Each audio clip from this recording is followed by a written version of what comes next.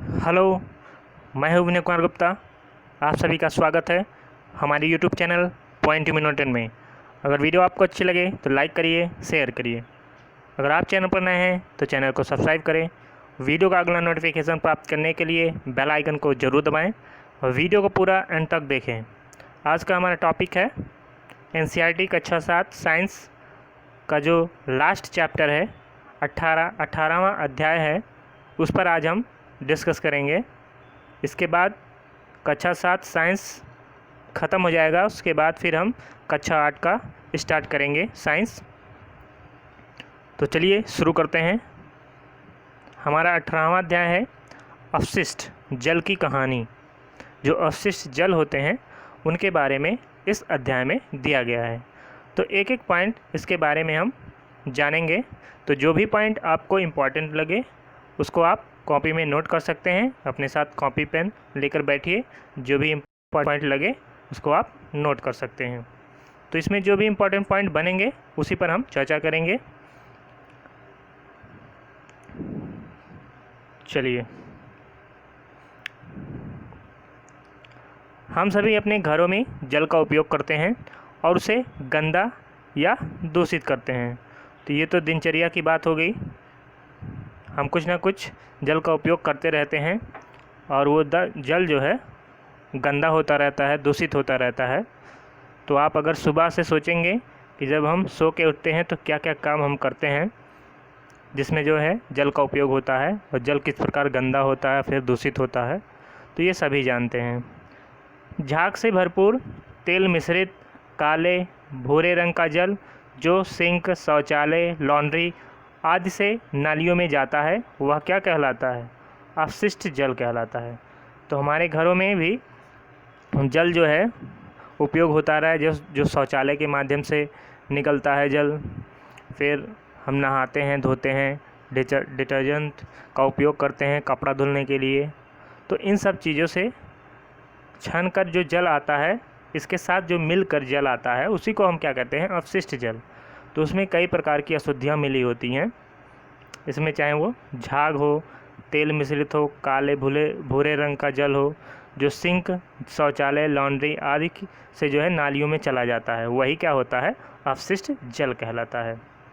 इस प्रकार के कार्यों में प्रयुक्त जल को व्यर्थ नहीं जाने देना चाहिए। तो इस प्रकार जो जल व्यर्थ जाता है उसको व्यर्थ नहीं जाने देना चाहिए। तो इसके लिए बहुत बड़े बड़े संयंत्र जो है बनाए जाते हैं, जिसके द्वारा जो है दूषित जल को क्या किया जाता है? शुद्ध किया जाता है। जो संदूषित जल होते हैं, मतलब दूषित जल जो होते हैं, जिसको हम अपशिष्ट जल कहते हैं, उसी को क्या किया जाता है? शुद्ध किया जाता है इन्हीं बड़े बड़े संयंत्रों के द्वारा। हमें ऐसे जल से दूषित पदार्थों को हटाकर उसे स्वच्छ बना लेना चाहिए। तो आगे हम देखेंगे इसके बारे में कैसे ये सब करते हैं। सब प्रोसेस आगे दिया गया है। स्वच्छ जल मानव की मूलभूत आवश्यकता है, तो सभी को पता है।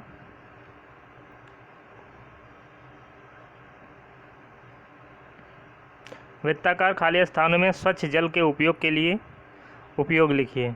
तो स्वच्छ जल का उपयोग हम कहाँ करते हैं? पीने में करते हैं, खाना बनाने में करते हैं। तो बहुत सारी चीज़ों में हम स्वच्छ जल का उपयोग करते हैं। दुर्भाग्य से उपयोग के लिए उपयुक्त स्वच्छ जल सभी को उपलब्ध नहीं है।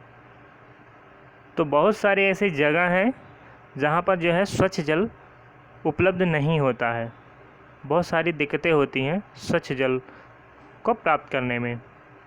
एक रिपोर्ट के अनुसार 1 अरब से अधिक व्यक्तियों को कितने 1 अरब से भी अधिक व्यक्तियों को सुरक्षित पेयजल उपलब्ध नहीं है। ये एक रिपोर्ट के अनुसार बताया गया है।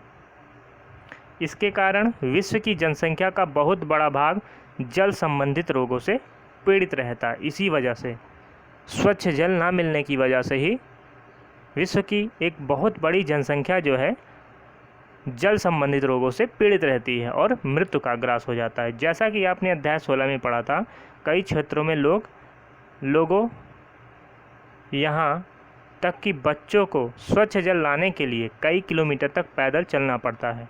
क्या यह मानव की गरिमा के लिए गंभीर समस्या नहीं है? आपने अध्याय 16 में जनसंख्या वृद्धि, प्रदूषण, औद्योगिक विकास, कुप्रबंधन और अन्य कारकों के कारण आलवण, जिसको ताज़ा बोलते हैं, ताजे जल, आलवण जल की आपूर्ति में बढ़ती कमी के बारे में पढ़ा था। तो ये हमने अध्याय 16 में ये सब पढ़ा था। स्थिति की गंभीरता को समझते हुए, ये लाइन इंपॉर्टेंट है, इसको नोट कर लीजिएगा। स्थिति की गंभीरता को समझते हुए विश्व जल दिवस 22 मार्च, तो 22 मार्च को क्या मनाया जाता है? विश्व जल दिवस। तो स्थिति की गंभीरता को समझते हुए विश्व जल दिवस 22 मार्च 2005 को संयुक्त राष्ट्र की जनरल असेंबली ने 2005 से 2015 की जो अवधि है, ये जो दशक है 2005 से 2015 की, इसको क्या नाम दिया गया है? जीवन के लिए जल पर कार्य करने के लिए अंतर्राष्ट्रीय दशक के रूप में घोषित किया है। तो अगर क्वेश्चन पूछ ले कि संयुक्त राष्ट्र ने अंतर्राष्ट्रीय दशक के रूप में 2005 से 2015 को क्या घोषित किया है, तो क्या घोषित किया है? जीवन के लिए जल, जीवन के लिए जल के रूप में अंतर्राष्ट्रीय दशक घोषित किया है 2005 से 2015 को। किसने? संयुक्त राष्ट्र की जनरल असेंबली ने। इम्पॉर्टेंट क्वेश्चन है। और एक क्वेश्चन है कि विश्व जल दिवस कब मनाया जाता है? मार्च को। एक और पूछता है कि पृथ्वी दिवस कब मनाया जाता है, तो वो 22 अप्रैल को मनाया जाता है। अगर पूछ ले 22 मई को क्या मनाया जाता है, तो जैव विविधता दिवस मनाया जाता है 22 मई को। तो ये तीनों लाइन से हैं, 22 मार्च, 22 अप्रैल और 22 मई। 22 मार्च को विश्व जल दिवस, 22 अप्रैल को पृथ्वी दिवस और 22 मई को जैव विविधता दिवस। तो 2005 से 2015 के अवधि को जीवन के लिए जल के रूप में अंतर्राष्ट्रीय दशक घोषित किया है संयुक्त राष्ट्र की जनरल असेंबली ने। ये इंपॉर्टेंट लाइन है, इसको आप नोट कीजिए। इस दशक में किए जाने वाले सभी प्रयासों का उद्देश्य उन व्यक्तियों की संख्या को घटाकर आधा करना है जिन्हें सुरक्षित पेयजल उपलब्ध नहीं है। इसका क्या प्रयास था कि जितनी भी जनसंख्या सुरक्षित पेयजल जिन्हें उपलब्ध नहीं हो पा रही है, उसकी संख्या को आधा करना इसका उद्देश्य है। ऐसे देखने में आता है कि इस उद्देश्य की प्राप्ति के लिए काफ़ी प्रयास किए गए हैं, लेकिन अभी बहुत कुछ बाकी है। जल की सफाई करने के प्रक्रम में जल स्रोतों में प्रवेश अथवा उसके पुनः उपयोग से पहले उसमें से प्रदूषकों को अलग करना सम्मिलित है। तो जल की सफाई में करने के प्रक्रम में क्या सम्मिलित होता है कि जो जल के स्रोत होते हैं, अगर उन्हें हमें उपयोग में लाना है तो उससे पहले हमें क्या करना है, उसमें जो प्रदूषक हैं, अशुद्धियाँ जो हैं, उसको अलग करना होता है, तब हम उसको उपयोग में लाते हैं। अपशिष्ट जल के उपचार का यह प्रक्रम सामान्य रूप से वाहित मल उपचार कहलाता है। तो यह क्या कहलाता है? जल को उपचारित करने की जो प्रक्रिया है, तो उसी को बोलते हैं, चाहे वो अपशिष्ट जल हो या जल में मिली कोई भी अशुद्धियाँ हो, उसका उपचार करने का जो सामान्य रूप होता है उसको क्या कहते हैं? वाहित मल उपचार। यह अनेक चरणों में संपन्न होता है। वाहित मल का उपचार जो है अनेक चरणों में संपन्न होता है। यहाँ पर आप लोगो देख रहे हैं, जो 2005-2015 का अंतर्राष्ट्रीय दशक है, इसको क्या घोषित किया गया है? जीवन के लिए जल। इसी का लोगो है, आप देख रहे हैं लोगो, वाटर फॉर लाइफ, जीवन के लिए जल।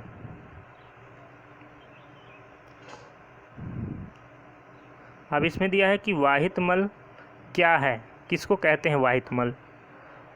वाहित मल जो घरों से, उद्योगों से, अस्पतालों से, कार्यालयों से और अन्य उपयोगों के बाद प्रवाहित किए जाने वाला अपशिष्ट जल होता है। तो उसके बाद क्या किया जाए? उसको बहा दिया जाता है या प्रवाहित कर दिया जाता है। चाहे उद्योग हो, उद्योग में जब जल का उपयोग हो जाता है तो उसको बहा दिया जाता है। फिर अस्पतालों में भी ऐसे ही होता है, कार्यालयों में भी ऐसे, अन्य उद्योगों में भी होता है। तो वही सब क्या कहलाते हैं? अपशिष्ट जल कहलाते हैं। इसमें वर्षा जल भी सम्मिलित है, क्योंकि वर्षा जल जब बारिश के रूप में, बूंदों बूंदों के रूप में पृथ्वी पर गिरता है तो हमारे छतों से बहकर, सड़कों से बहकर नालियों में चला जाता है। तो वो भी क्या है? एक प्रकार का अपशिष्ट जल के अंतर्गत ही आता है। इसमें वर्षा जल भी सम्मिलित है, जो तेज़ वर्षा के समय गलियों में बहता है। सड़कों और छतों से बहकर आने वाला वर्षा जल अपने साथ हानिकारक पदार्थों को ले आता है। तो ये छतों सड़कों से बहकर नालियों में चला जाता है, उसके साथ साथ ये उसमें हानिकारक पदार्थों को ले आता है, इसी वजह से इसको अपशिष्ट जल भी कहते हैं।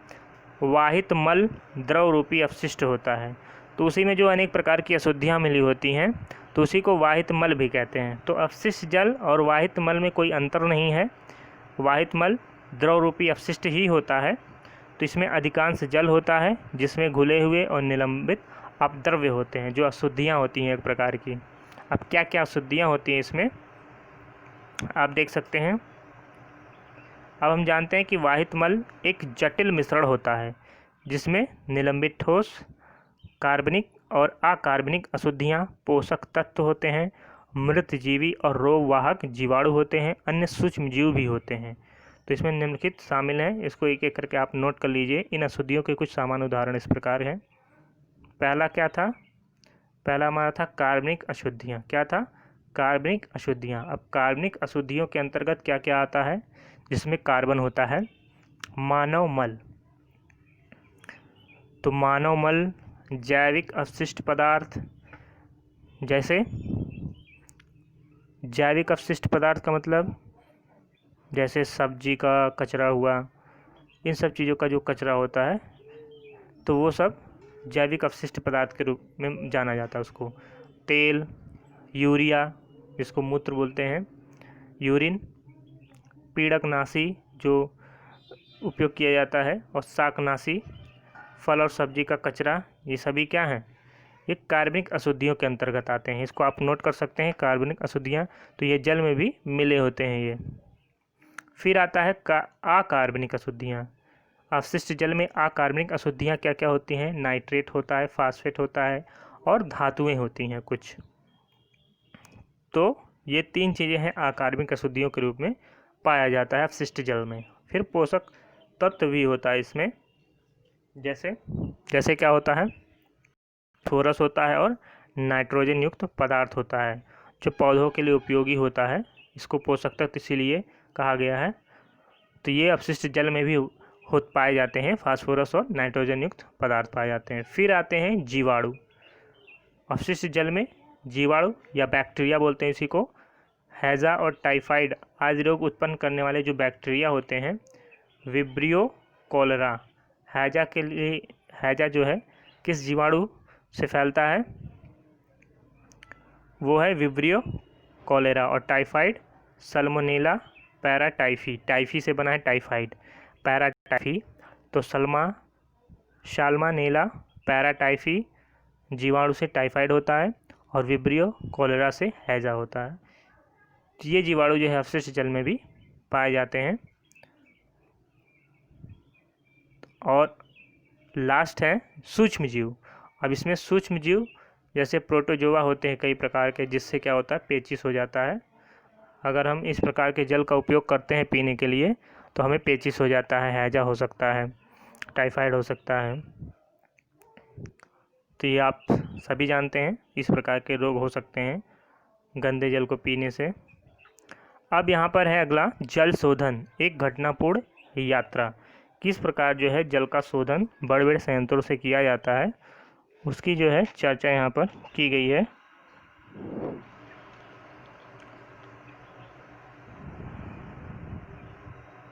घरों तथा सार्वजनिक भवनों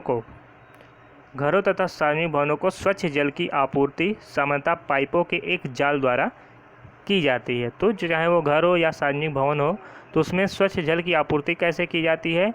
पाइपों की एक लाइन बिछी होती है, एक जाल होती है पाइपों की, उसी के द्वारा जो है घर घर पहुंचाया जाता है स्वच्छ जल को। और पाइपों के एक अन्य जाल द्वारा उपयोग किया जा चुके जल को ले जाया जाता है। और इसके बाद कुछ ऐसे पाइप लगे होते हैं, जब जल का उपयोग हो जाता है तो उसके बाद जो अपशिष्ट के रूप में जल बचते हैं वो इसी पाइप के माध्यम से वापस चले जाते हैं। कल्पना कीजिए कि यदि हम भूमि के अंदर देख सकते तो इसमें हमें बड़े छोटे पाइपों की एक जाल दिखाई देगा। तो ये सब भूमि के अंदर दिखाई देगा, क्योंकि भूमि के अंदर ये सब किया गया है, तो इसलिए हमें ऊपर से नहीं दिखाई देता है, सब ग्राउंड के अंदर किया जाता है, इसलिए ये हमें दिखाई नहीं देते हैं पाइप। एक पाइप से क्या होता है? स्वच्छ जल पीने के लिए घर में आता है और दूसरे पाइप से क्या होता है, उपयोग किए गए जल जो है वापस चले जाते हैं।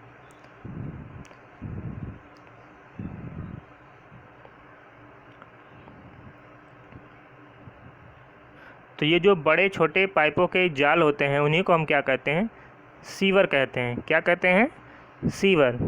बड़े और छोटे पाइपों का एक जाल दिखाई देगा भूमि के अंदर, सीवर कहते हैं, जो मिलकर व्यवस्था करते हैं।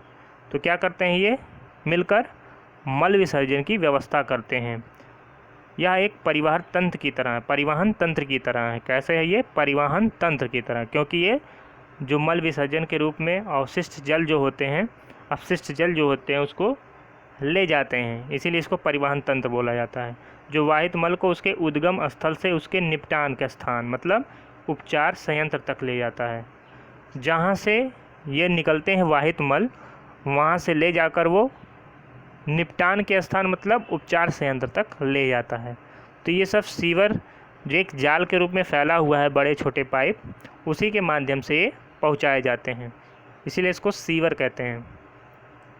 मल व्यवस्था के मैनहोल सामान्यतः प्रति 50 मीटर से 60 मीटर की दूरी पर 2 अथवा अधिक सीवरों के संधि स्थल पर अथवा उन स्थानों पर स्थित होते हैं जहां दिशा में परिवर्तन होता है।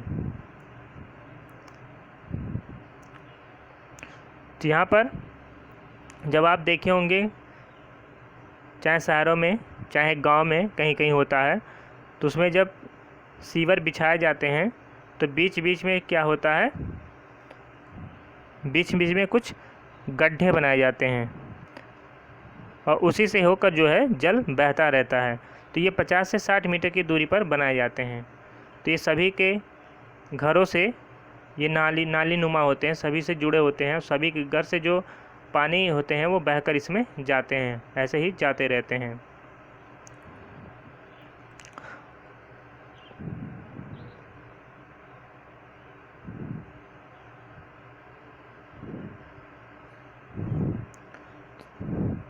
तो इसमें जो भी इम्पोर्टेंट होंगे उसी पर केवल हम चर्चा करेंगे, बहुत ज़्यादा इसमें पढ़ने की ज़रूरत नहीं है।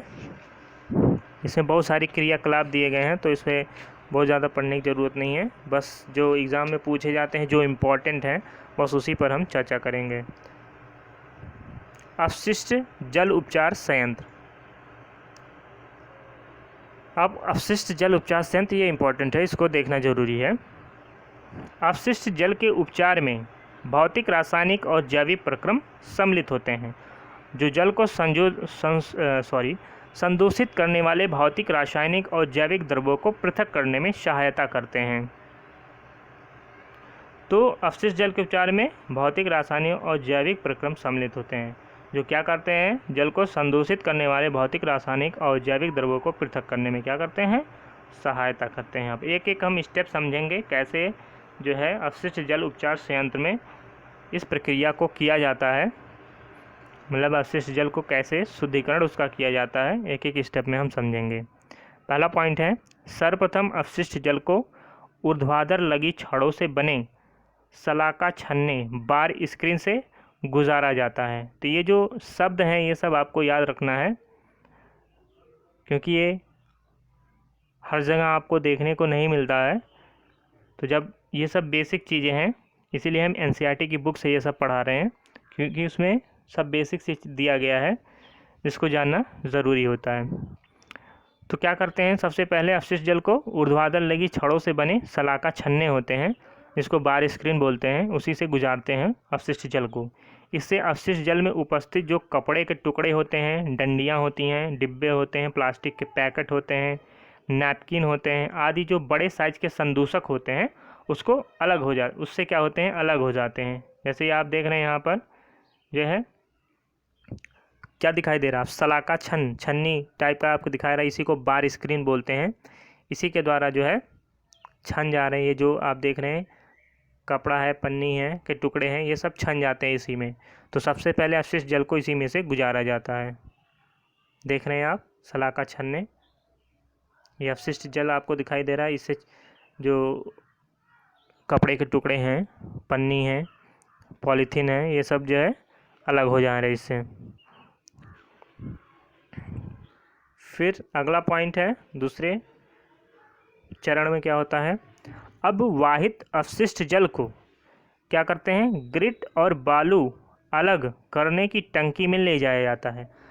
अब जो हमें सलाखा छन्ने से जो अपशिष्ट जल मिलता है, अब उसे हम क्या करते हैं, उसमें से ग्रिट और बालू अलग करने के लिए एक टंकी होती है, उसे में ले जाया जाता है इस जल को।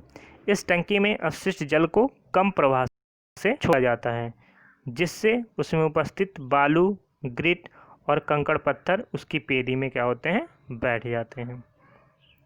अब ये है ग्रिट और बालू अलग करने की टंकी। आप देख रहे हैं यहाँ पर धीरे से इसमें से गुजारा जाता है। तो इसमें जो बड़े बड़े ग्रिट और बालू होते हैं वो एक जगह पर इकट्ठा हो जाते हैं और जल जो है वो बह जाता है।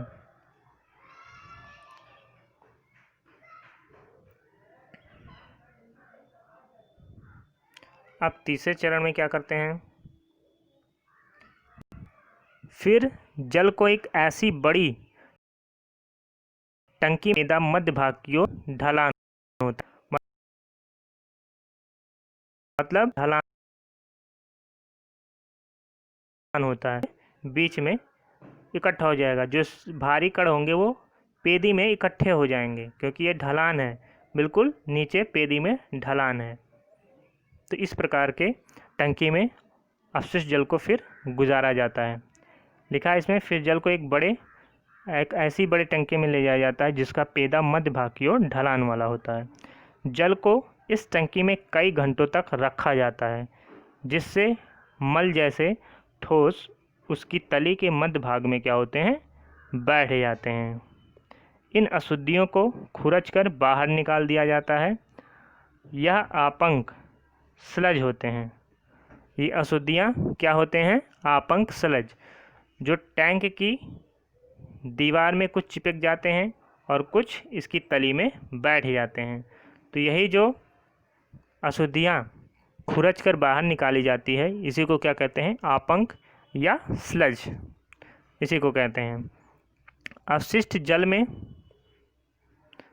जल में तैरने वाले जो तेल और ग्रीस जैसी अशुद्धियाँ को हटाने के लिए अपतमित्र स्कीमर का उपयोग किया जाता है। अपमथित्र लिखा है। तो अब क्या होता है, अपशिष्ट जल में क्या बचा होता है, तेल और ग्रीस होते हैं, क्योंकि इसको इस तरह अलग नहीं किया जा सकता है, इसको अलग करने का अलग तरीका है। तो तेल और ग्रीस जैसी अशुद्धियों को अलग करने के लिए क्या किया जाता है, अपमथित्र या स्कीमर का उपयोग किया जाता है। इस प्रकार साफ किया गया जल क्या कहलाता है, निर्मलीकृत जल कहलाता है।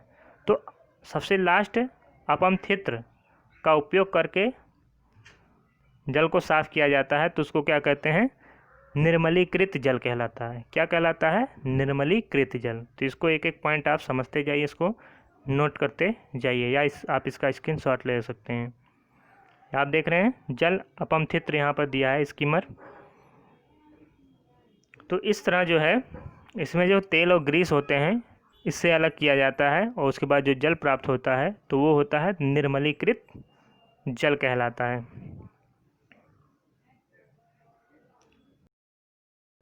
आपंक को एक पृथक टंकी में स्थानांतरित किया जाता है, जहां यह अवायवीय जीवाणुओं द्वारा अपघटित हो जाता है। अपंक को एक पृथक टंकी में स्थानांतरित किया जाता है। जो अपंक होते हैं उसको क्या किया जाता है, एक अलग टंकी में स्थानांतरित किया जाता है, जहां यह अवायवीय जीवाणुओं द्वारा अपघटित। अवायवीय जीवाणु का मतलब होता है ऐसे जीवाणु जिसमें जो है भोजन का जो अपघटन होता है वो ऑक्सीजन की उपस्थिति में नहीं होता है, इसीलिए इन्हें अवायवीय जीवाणु कहते हैं। इनकी कोशिकाओं में जो भोजन का विखंडन होता है या भोजन का जो पाचन होता है वो ऑक्सीजन की उपस्थिति में होता है, मतलब ऑक्सीजन की अनुपस्थिति में होता है, ऑक्सीजन की आवश्यकता नहीं होती, इसीलिए इन्हें अवायवीय जीवाणु कहते हैं। तो ये अवायवीय जीवाणुओं द्वारा क्या होता है, आपंक का अपघटन किया जाता है। इस प्रक्रम में उत्पन्न होने वाली बायोगैस, जैव गैस का उपयोग ईंधन के रूप में अथवा विद्युत उत्पादन के लिए किया जा सकता है। तो आपंक क्या है, एक प्रकार के मल होते हैं, अशुद्धियाँ होती हैं जो चिपकी हुई होती हैं टैंक में। तो तीसरे चरण में जो हमने बताया था अपंक या स्लज, जो जिन अशुद्धियों को खुरच कर निकाला जाता है उसी को क्या कहते थे, अपंक या स्लज बोला जाता था। तो इनको क्या किया गया है, अलग टंकी में स्थानांतरित करके अवायवीय जीवाणु द्वारा अपघटित किया गया है। तो इस प्रक्रम में क्या होता है, बायोगैस उत्पन्न होता है और इसका उपयोग ईंधन के रूप में किया जाता है और विद्युत उत्पादन में भी इसका किया जाता है उपयोग, इम्पॉर्टेंट है। इसके बाद निर्मलीकृत जल में पंप द्वारा वायु को गुजारा जाता है। अब क्या किया जाता है निर्मलीकृत जल में, जब उसमें से तेल ग्रीस की जो मात्रा होती है उसको निकाल दिया जाता है तो उसको क्या बोलते हैं, निर्मलीकृत जल। और ये किस टैंक में किया जाता है, किस टाइप के संयंत्र में, बोला जाता है अपमथित्र स्कीमर। अब क्या करते हैं, निर्मलीकृत जल में पंप द्वारा वायु को गुजारा जाता है जिससे उसमें वायवीय जीवाणुओं की वृद्धि होती है। अब वायवीय जीवाणु क्या होते हैं, जिनमें जो है, जिनकी कोशिकाओं में भोजन का जो पाचन है वो ऑक्सीजन की उपस्थिति में होता है, उन जीवाणुओं को वायवीय जीवाणु कहते हैं। तो पंप द्वारा वायु को गुजारा जाता है निर्मलीकृत जल में। तो वायु में क्या होता है, ऑक्सीजन होता है। तो इससे क्या होता है, वायवीय जीवाणु की वृद्धि होती है उसमें। और ये जीवाणु निर्मलीकृत जल में अब भी बचे हुए मानव अपशिष्ट पदार्थों, खाद्य अपशिष्ट, साबुन और अन्य अवांछित पदार्थों का उपभोग कर लेते हैं, मतलब उसको खा लेते हैं, उपभोग कर लेते हैं। अभी भी जो इसमें जो जीवाणु है तो उसको कौन खाता है, जो वायवीय जीवाणु होते हैं। इसमें जो बचे हुए अपशिष्ट पदार्थ होते हैं, खाद्य अपशिष्ट होते हैं, साबुन होते हैं और अन्य अवांछित पदार्थ हैं, उसको उपभोग कर लिया जाता है इन्हीं वायवीय जीवाणुओं के द्वारा। इसके बाद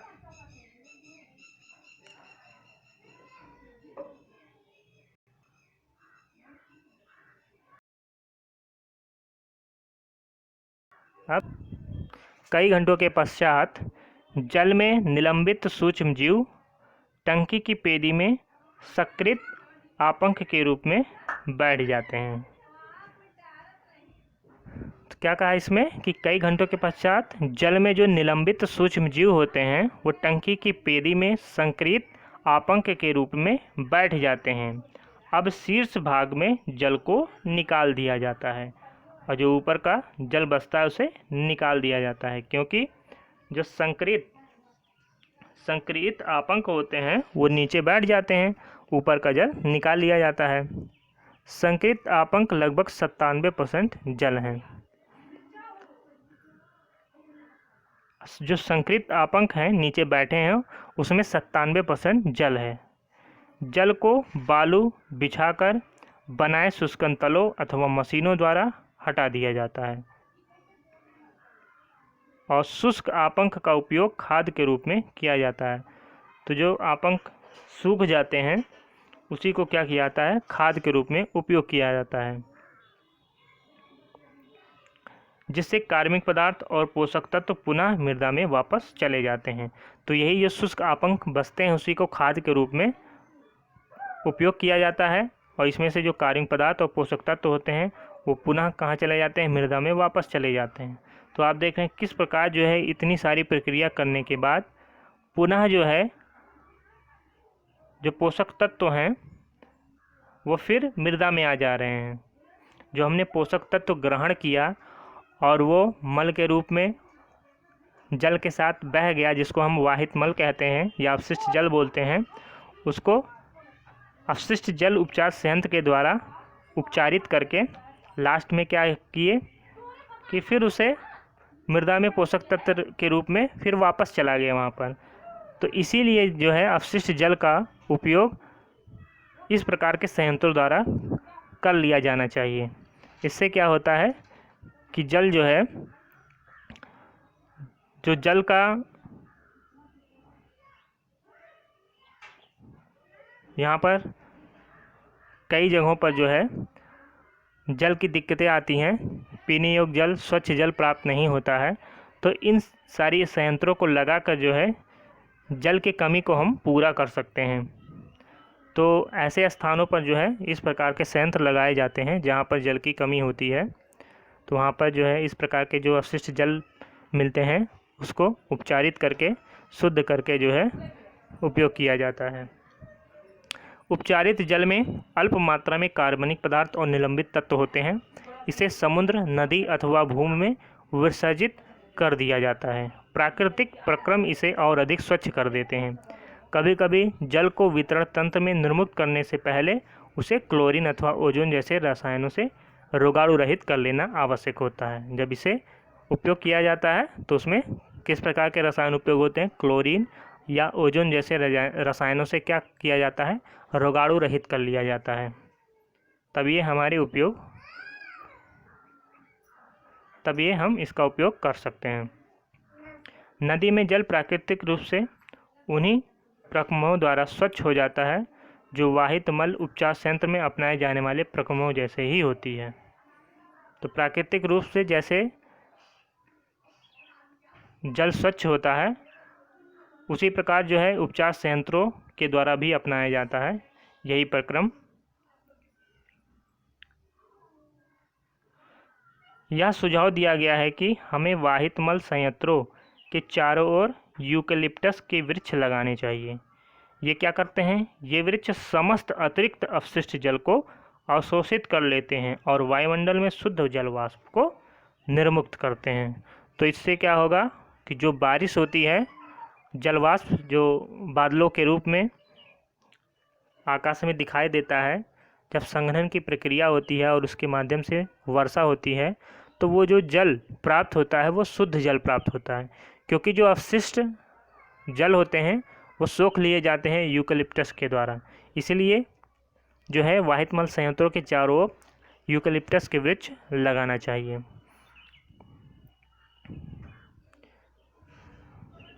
जागरूक नागरिक बने, तो सभी को जागरूक नागरिक बनना चाहिए।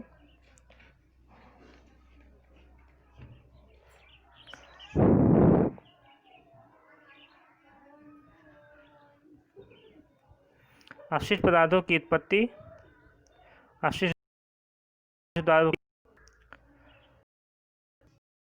अपशिष्ट पदार्थों की उत्पत्ति मानव के प्राकृतिक एवं सामाजिक क्रियाकलापों का परिणाम है, परंतु हम अपशिष्ट पदार्थ की मात्रा, उनकी विविधता को सीमित अवश्य कर सकते हैं। हम प्रायः कूड़े कचरे से दुर्गंध से परेशानी का अनुभव करते हैं। खुली नालियों का दृश्य घृणित लगता है। वर्षा काल में स्थिति और भी भयावह हो जाती है जब नालियाँ उमड़ने लगती हैं और उनका कचरा सड़कों पर फैल जाता है। हमें कीचड़ से भरी सड़कों से अपना मार्ग ढूंढना पड़ता है। ये परिस्थितियाँ अत्यंत अस्वास्थ्यकर और रोगकारक हो सकती हैं। सड़कों पर बिखरे कचरे या अपशिष्ट पदार्थों पर रोगवाहक मच्छर और मक्खियाँ तथा अन्य कीट पनपने लगते हैं।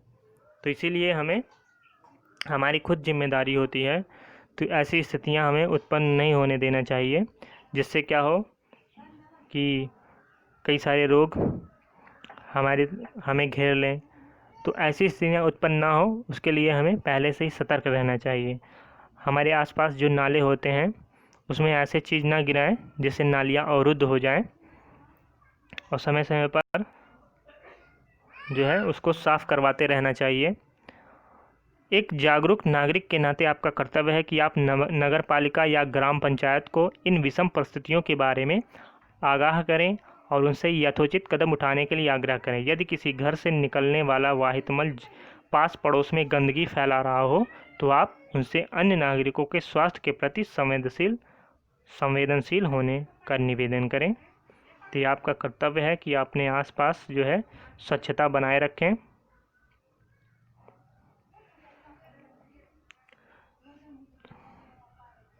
अच्छी गृह व्यवस्था बनाए रखने की प्रक्रिया। अपशिष्ट पदार्थों और प्रदूषकों को उनके स्रोत पर ही कम करने अथवा हटा देने की एक विधि इस बात के प्रति सचेत रहना है कि आप नालियों में किस प्रकार के पदार्थ बहा रहे हैं। अब यहाँ पर ध्यान देने वाली बात है कि खाना पकाने के तेल और वसाओं को नाली में नहीं बहाना चाहिए। पहली चीज़, क्यों नहीं बहाना चाहिए? ये पाइपों में कठोर पदार्थों की परत जमाकर उन्हें अवरुद्ध कर देते हैं। तो ये तेल जो वसा होते हैं वो पाइपों में जम जाते हैं कठोर पदार्थों के रूप में और वो अवरुद्ध करते हैं। खुली नाली में वसा मृदा के रंध्रों को बंद कर देती हैं। तो खुली नाली में अगर वसा बहाएंगे तो वो क्या करते हैं, मृदा के जो छोटे छोटे छिद्र होते हैं उसको बंद कर देती हैं। उससे क्या होता है, मृदा से जो है जल रिस कर नीचे नहीं जा पाता है और जल जो है रुकी रहती है, जिससे उसकी जल को फिल्टर करने की प्रभाविता कम हो जाती है। तेल और वसाओं को कूड़ेदान में ही फेंकें। अगर तेल और वसाओं वाला अपशिष्ट है तो उसे कूड़ेदान में ही फेंकना चाहिए। पेंट, विलायक, कीटनाशक, मोटर तेल, औषधियाँ आदि रसायन उस सूक्ष्मजीवों को मार सकते हैं जो जल के शुद्धिकरण में सहायक होते हैं, इसलिए इन्हें नाली में मत बहाइए। तो पेंट, विलायक, कीटनाशक, मोटर तेल, औषधियाँ, रसायन ये सब भी कूड़े में नहीं चाहिए।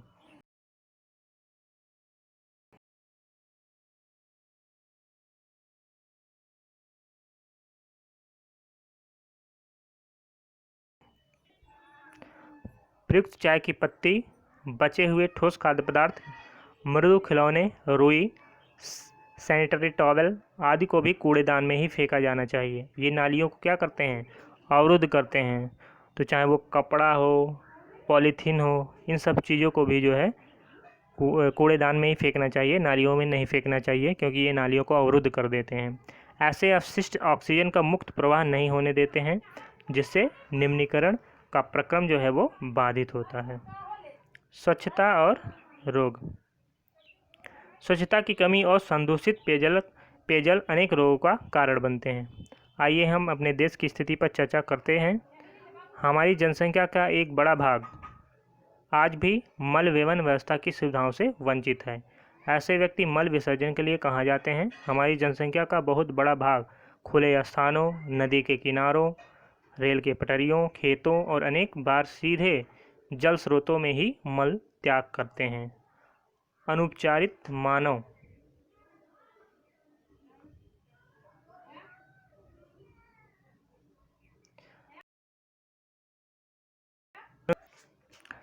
अनुपचारित मानवमल स्वास्थ्य संकट का एक कारण है। इससे जल और मृदा का प्रदूषण हो सकता है। सतह पर उपलब्ध जल और भौम जल दोनों मानव जल से प्रदूषित हो जाते हैं। भौम जल कुओं, ट्यूबवेल जो नलकूप होते हैं, झरनों और अनेक नदियों के लिए जल का स्रोत हैं, जैसा कि आपने अध्याय 16 में पढ़ा था। अतः अनुपचारित मानवमल जल जनित रोगों का सबसे सुगम पथ बन जाता है। तो जो है इसको निपटाने की व्यवस्था होनी चाहिए।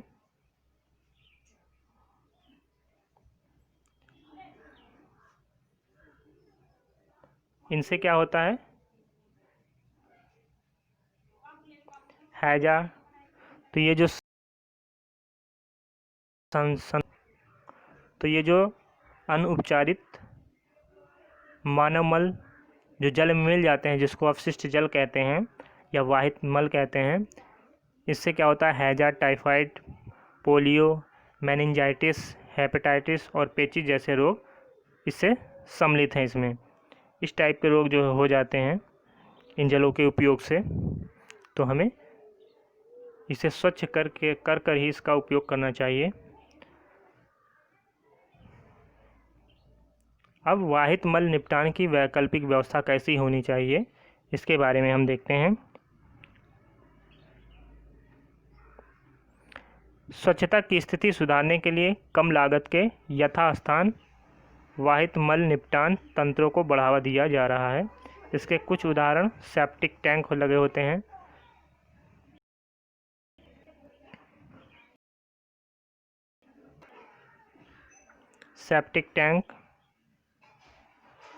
सेप्टिक टैंक, रासायनिक शौचालय, कंपोस्टिंग पिट आदि का उपयोग जो है किया जाता है यथास्थान वाहित मल को निपटाने के लिए। तो इस प्रकार के संयंत्र जो है लगाए जाते हैं। सेप्टिक टैंक उन स्थानों के लिए उपयुक्त है जहां मल वाहन की व्यवस्था नहीं होती है। तो वहीं पर सेप्टिक टैंक बनाए जाते हैं जहां पर मल वाहन की व्यवस्था नहीं होती है, जैसे अस्पताल हो, अलग थलग बने भवन हो। मतलब अलग थलग बने भवन से मतलब है कि जब बहुत सारे घर एक साथ एक लाइन से होते हैं तो उनकी एक अलग व्यवस्था होती है मल वाहन के लिए, तो उसमें दिक्कत नहीं होता। लेकिन कुछ ऐसे घर होते हैं जो अलग होते हैं और उनका इन घरों से कोई संबंध नहीं होता है, तो ऐसे घरों पर जो है मल को निपटान करने के लिए सेप्टिक टैंक लगाए जाते हैं, या 2-4 घर समूह में हो, बहुत ज़्यादा घर समूह में ना हो तो वहाँ पर सेप्टिक टैंक सही माना जाता है। कुछ संगठन मानव अपशिष्ट के स्वच्छतापूर्वक निपटान की तकनीकी सुविधाएं प्रदान करते हैं। इन शौचालयों में अपमार्जक की आवश्यकता नहीं होती है। शौचालय से मल बंद नालियों से होता हुआ बायोगैस संयंत्र में चला जाता है और उत्पन्न होने वाली बायोगैस का उपयोग ऊर्जा के स्रोत के रूप में किया जाता है।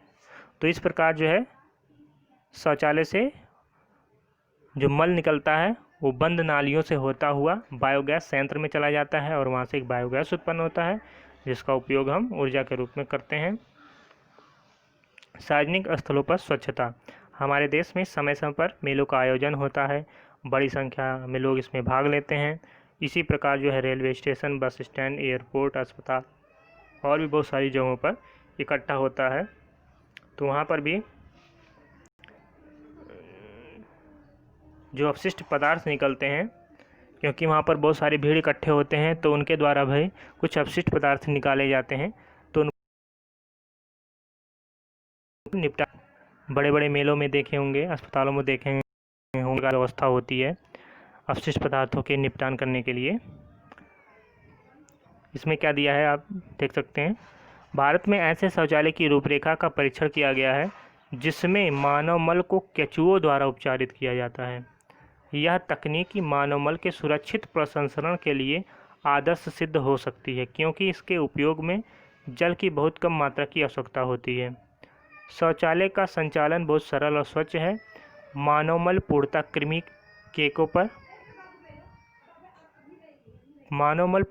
कृमि केकों में परिवर्तित हो जाता है, जो मृदा के लिए अति समृद्ध पोषक है।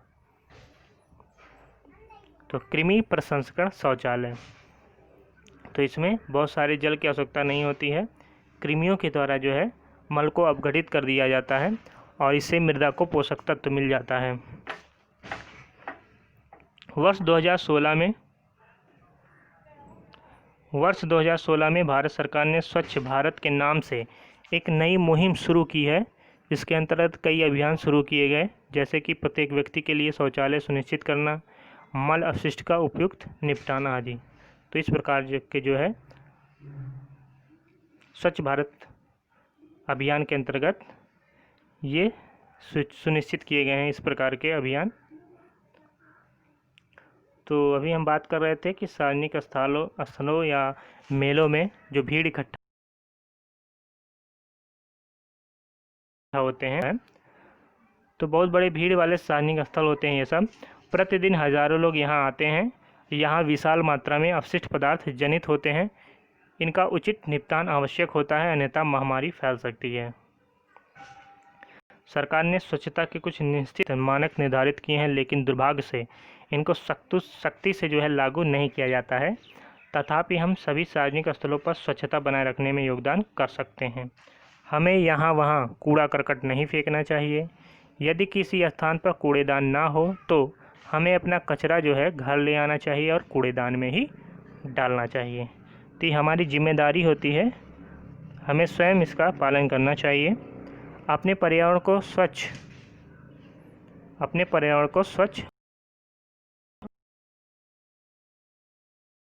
और स्वस्थ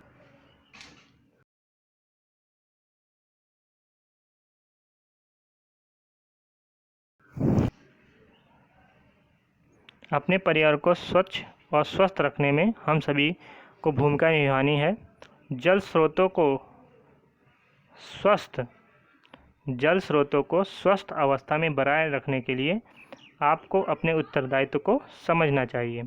हमें अपने जीने के तौर तरीकों में अच्छी स्वच्छता की आदतों को अपनाना चाहिए। परिवर्तन के दूत के रूप में आपकी व्यक्तिगत पहल से भी बहुत अंतर आ जाएगा। दूसरों को अपने दृढ़ संकल्प, विचारों और आशावादिता से प्रभावित करें। यदि सभी व्यक्ति एक साथ मिलकर कार्य करें तो बहुत कुछ हो सकता है। सामूहिक कार्य में अत्यधिक शक्ति होती है। महात्मा गांधी ने क्या कहा था? मानवीय और पथ प्रदर्शक कार्य प्रारंभ करने के लिए किसी को भी किसी दूसरे का मुंह। बहुत अच्छी बात कही इन्होंने कि अगर हम कोई मानवीय कार्य करने जा रहे हैं या कोई पथ प्रदर्शक कार्य करने जा रहे हैं तो हमें इसको करने के लिए कभी भी किसी दूसरे का मुंह नहीं देखना चाहिए। अगर ऐसा कार्य आप प्रारंभ करना चाहते हैं तो आप बेहिचक इसको प्रारंभ कर दीजिए बिना किसी दूसरे के मुंह को देखें। इतनी अच्छी बात इन्होंने कही है। अब देखते हैं इसमें जो है सारांश दिया गया है जो अभी तक हमने पढ़ा है। प्रत्येक जल अपशिष्ट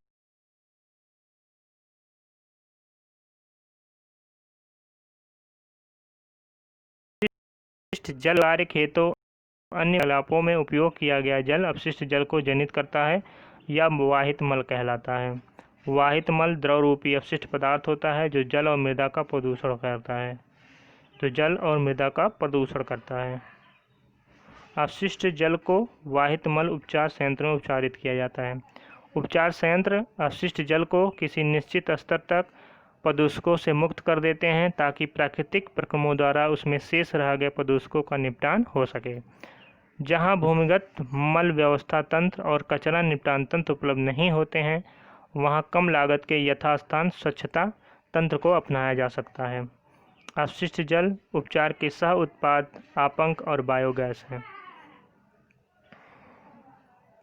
खुली या मुक्त नाली व्यवस्था मक्खी मच्छर और अन्य ऐसे जीवों के प्रजनन स्थल प्रदान करती हैं जो रोग उत्पन्न करते हैं। हमें खुले में मल त्याग नहीं करना चाहिए। कम लागत विधियों को अपनाकर मल का सुरक्षित निपटान संभव है। तो ये सब उपचार के लिए हमें व्यवस्था करनी चाहिए। हमें नालियों को जो है बंद रखना चाहिए जल मक्खी उत्पन्न ना हो और रोग ना फैले उससे। तो ये सब हमारी जिम्मेदारी है, हमें खुद ही करना चाहिए ये सब। हड़प्पा और मोहनजोदड़ो सबसे प्राचीन सभ्यताओं में से एक है। संभवतः विश्व का पहला शहरी स्वच्छता संयंत्र यहीं विकसित हुआ था। तो ऐसा माना जाता है कि विश्व का जो पहला शहरी स्वच्छता संयंत्र है यहीं पर विकसित हुआ था। शहर में स्थित प्रत्येक घर अथवा घरों के समूह कुओं से जल प्राप्त करते थे। स्नान के लिए क्या होता था, पृथक कक्ष होता था और व्यर्थ जल बंद नालियों से बाहर निकलने का प्रबंध था जो प्रमुख सड़कों और गलियों में बनी होती थी।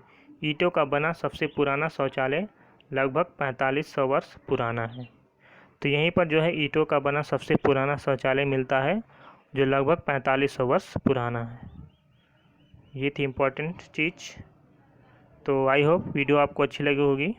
अगर वीडियो आपको अच्छी लगी तो इसे लाइक करिए, शेयर करिए। अगर आप चैनल पर नए हैं तो चैनल को सब्सक्राइब करें। वीडियो का अगला नोटिफिकेशन प्राप्त करने के लिए बेल आइकन को ज़रूर दबाएं। मिलते हैं अगले वीडियो में, तब तक के लिए धन्यवाद।